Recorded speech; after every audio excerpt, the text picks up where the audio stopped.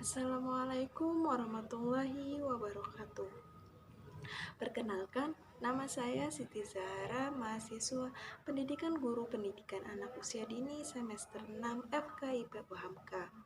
Pada kesempatan sekali ini, saya akan mempresentasikan tentang analisis administrasi dan supervisi di era Askia Ciracas, Jakarta Timur, yaitu di tempat saya mengajar. Nah, yang pertama saya akan menjelaskan tentang administrasi kurikulum. Di administrasi kurikulum ini ada 3. Yang pertama itu ada pengadministrasian RKH, yang kedua pengadministrasian dokumentasi pembelajaran, dan yang ketiga pengadministrasian evaluasi pembelajaran. Pengadministrasian RKH, pedoman yang digunakan adalah kurikulum RA atau Rodatul Atfal yang muatannya tidak jauh berbeda dengan kurikulum PAUD. Hanya saja kalau di RA ini ada pembelajaran agama Islam atau PAI-nya. Untuk pemuatan RPPH-nya tetap mengacu kepada Prota, Prosem, dan RPPM. Untuk kompetensi dasar itu mengacu kepada Peraturan Pemerintah Nomor 146 dan juga pada STTPA yang ada di Permen 137 tahun 2014. Jadi di kurikulum RA ini sebetulnya sama saja dengan PAUD, tetapi yang membedakannya itu adalah kalau di RA mereka menggunakan ada pembelajaran agama Islam, yaitu lebih ke menghafal surat-surat pendek, hafalan doa-doa harian, dan hadis seperti itu.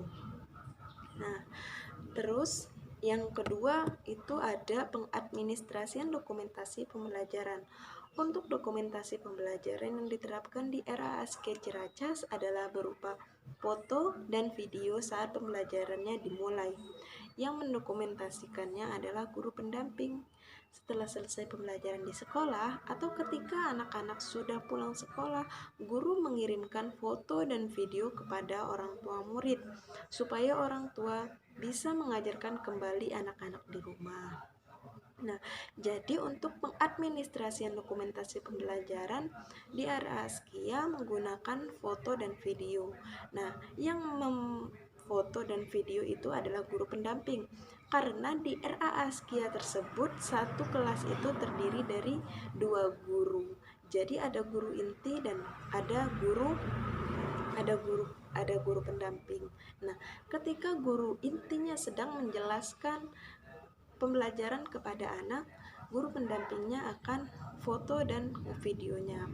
Adapun ketika anak-anak sedang belajar atau mengerjakan pelajarannya, guru pendamping juga akan foto anak-anak dan ngevideo anak-anak, karena nanti setelah selesai pembelajaran atau ketika anak-anak selesai pulang sekolah, kita sebagai guru intinya atau guru kelasnya akan mengirimkan ke grup WhatsApp orang tua tentang hasil kegiatan anak-anak hari ini supaya orang tua di rumah bisa mengajarkan kembali anak-anaknya di rumah, seperti itu. Yang ketiga itu ada pengadministrasian evaluasi pembelajaran. Evaluasi yang diterapkan di era Askia adalah melalui checklist, anekdot, dan deskripsi yang dituliskan oleh guru. Penilaian checklist dilakukan oleh guru ketika akan mengisi laporan perkembangan anak atau yang biasa disebut dengan rapot. Selain pengisian rapot dilakukan dengan checklist, guru juga mendeskripsikan perkembangan anak sesuai dengan aspeknya masing-masing, sesuai dengan fakta yang terlihat pada anak. Jadi pengadministrasian evaluasi pembelajaran di era Askia itu ada checklist, anekdot, dan deskripsi. Kalau di rapot ada checklist dan deskripsi. Jadi setelah kita menulis yang di rapot sudah ada pilihannya, terus kita checklist, habis itu kita akan mendeskripsikan kembali. Nah, itu pun harus sesuai dengan catatan kita harian. Tetapi kalau di RA Askia ini hanya sebagian guru saja yang menulis evaluasi pembelajaran setiap hari terhadap anak. Dan saran saya kalau bisa itu semua guru harus menulis penilaian anak-anak setiap hari, supaya akan mempermudahkan guru-guru untuk mengisi rapot pada semester, kalau ngambil rapot semester seperti itu. Jadi saran saya semua guru harus mengisi penilaian setiap hari terhadap anak seperti itu. Nah, selanjutnya itu ada administrasi kesiswaan. Nah, administrasi kesiswaan pun ada 3. Yang pertama itu kegiatan penerimaan siswa baru, dan yang kedua pelaksanaan pembelajaran, ketiga pelaksanaan kelulusan siswa. Nah, yang pertama tadi kegiatan penerimaan siswa baru. Nah, kegiatan penerimaan siswa baru yang diterapkan oleh RA Askia seperti TK pada umumnya. Pihak sekolah memberikan informasi kepada masyarakat bahwa sekolah telah membuka pendaftaran siswa baru. Kemudian, orang tua yang ingin mendaftarkan anaknya bisa langsung berkunjung ke sekolah untuk mendiskusikan persyaratan yang harus dipenuhi oleh orang tua. Nah, adapun persyaratan penerimaan siswa baru di era Askia yaitu orang tua mengisi formulir pendaftaran, kemudian menyertakan fotokopi kartu keluarga atau kakak anak, akte anak ya seperti itu, dan kakak orang tua. Nah, sebagai itu untuk arsip sekolah. Nah, kemudian kepala sekolah menanyakan kepada peserta didik baru untuk menanyakan usia peserta didik baru untuk ditempatkan di kelas apa.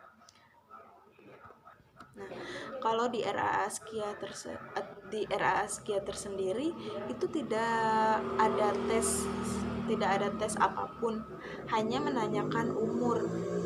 Nah, biasanya kalau di kelas KB itu usia anak 3-4 tahun. Kalau di usia TKA 4-5 tahun, dan untuk TKB 5-6 tahun. Nah, ada kalau anak usia 5,5 itu ditempatkan di TKA. Nah, jadi kalau ada anak yang sudah berusia 6, tapi kalau dia belum bisa menulis ataupun yang lainnya, tetap dimasukkan di kelas B. Jadi di RA Askia tersebut tidak ada tes sama sekali, hanya melihat dari umur anak. Kalau umur anak sudah mencukupi, maka dimasukkan sesuai kelas dan usianya, seperti itu.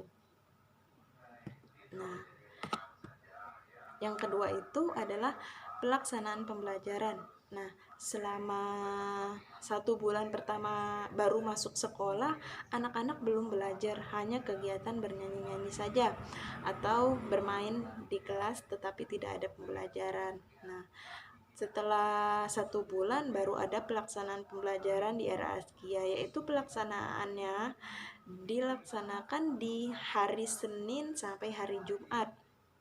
Nah, untuk hari Senin sampai Kamis, anak-anak belajar di sekolah dari pukul 7:30 sampai jam 11. Dan di hari Jumat, anak-anak hanya belajar di sekolah sampai dari jam 7:30 sampai jam 10.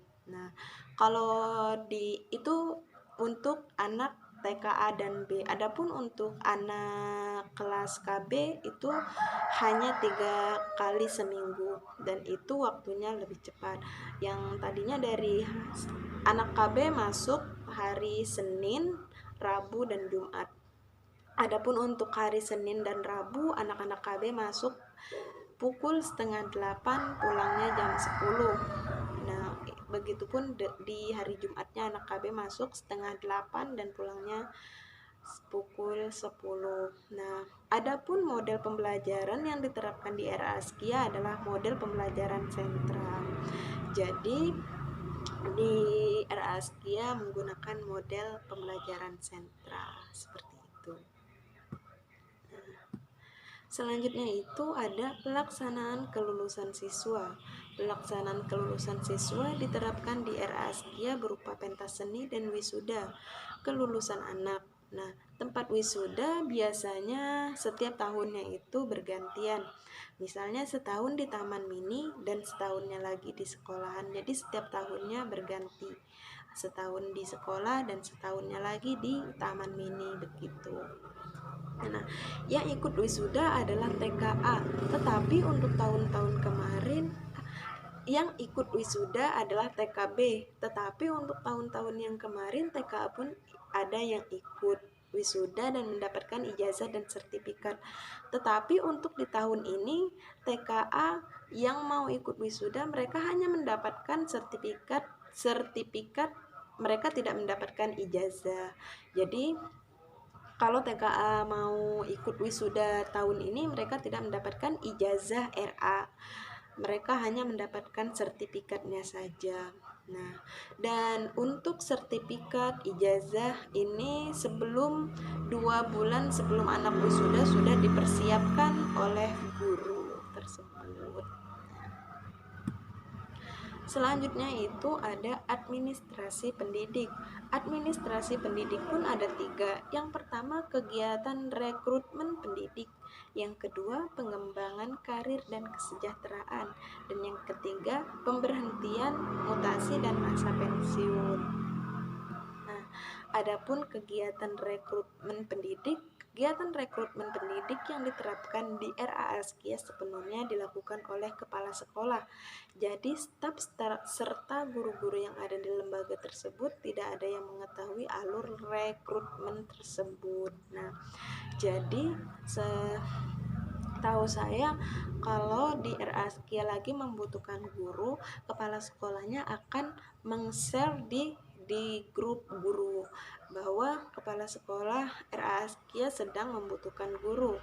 Adapun untuk persyaratan yang diperlukan itu ditentukan oleh kepala sekolah. Nanti yang guru baru akan menghadap kepala sekolah dan nanti ada perjanjian antara kepala sekolah dan guru yang baru. Jadi yang tahu tentang rekrutmen pendidikan ini adalah kepala sekolah seperti itu. Nah, yang kedua itu pengembangan karir dan kesejahteraan. Pengembangan karir dan kesejahteraan yang pihak sekolah sediakan untuk guru adalah berupa diklat-diklat yang dapat memberikan pengetahuan kepada guru terkait pengajaran dan pembelajaran di RA. Nah, jadi kalau untuk pengembangan karir dan kesejahteraan ini, kalau guru yang belum S1 nanti akan ada diklat-diklat tersebut, yaitu ada diklat 1, 2, dan seterusnya. Karena di sini akan dibutuhkan di sini pun akan dibutuhkan dan disuruh oleh kepala sekolah karena ini adalah persyaratan untuk RA Askia di RA Askia. Nah, dan ini akan mempermudahkan guru juga untuk mendapatkan dana hibah.